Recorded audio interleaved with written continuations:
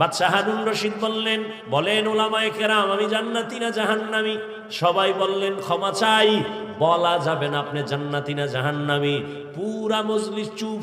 এমনই টাইমে 9 বছরের একটা বালক দাঁড়ায় গেলেন, দাঁড়ায় বলেন, বাদশাহ জাহাপনা, আমি বাচ্চা মানুষের কথা বলার অনুমতি আসেনি? বলে আছে। বলেন। আপনার জবাবটা আমি দিতে চাই। সামনে আসো। সামনে এসে দাঁড়ায় গেল। জবাব দিব আমি, তবে আমার প্রশ্ন হলো জবাব দেনেওয়ালা বড় নাকি প্রশ্ন করনেওয়ালা বড়?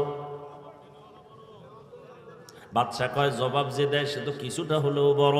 কয় তাহলে বেয়াদবি মাফ করবেন, আপনার সিংহাসনে আমাকে বসায় দেন, আপনি কিছু সময়ের জন্য নিচে বসেন।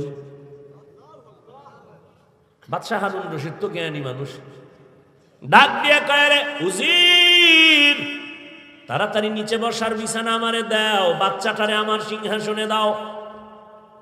বাচ্চা 9 বছরের বালক সিংহাসনে বৈশা কয়, এলেমের সম্মানিত এমন হয়। এলমেরা এজাজু করদান বেহিসাব, খলকেরা দাদান জওয়াবে বাসওয়াব, হক না দারদ দোস্তে খলকা জারেরা, নিস্তে ই খাসলাত একে দিনদারেরা। এলেমের সম্মানিত, এলেমের সম্মান তো এমনই হয়।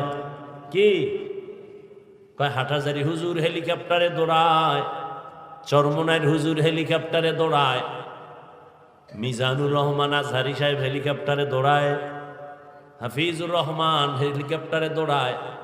এত টাকা পায় কই? টেনশনে নাস্তিকদের ঘুম নাই। আমি এক বয়ানে বলছি, হাটহাজারীর হুজুর হেলিকপ্টারে দৌড়ায় না, চরমনাইর হুজুর দৌড়ায় না, আজহারি দৌড়ায় না, হাফিজুর রহমান দৌড়ায় না। আমার মাওলার ইলমের মর্যাদা ওখানে দৌড়ায়।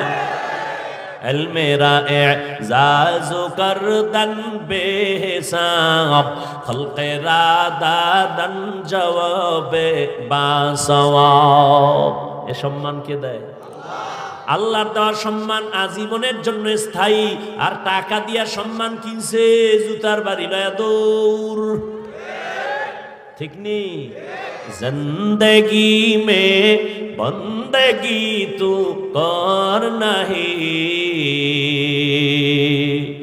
জিন্দগি মে বন্দগি তু কর নাহি,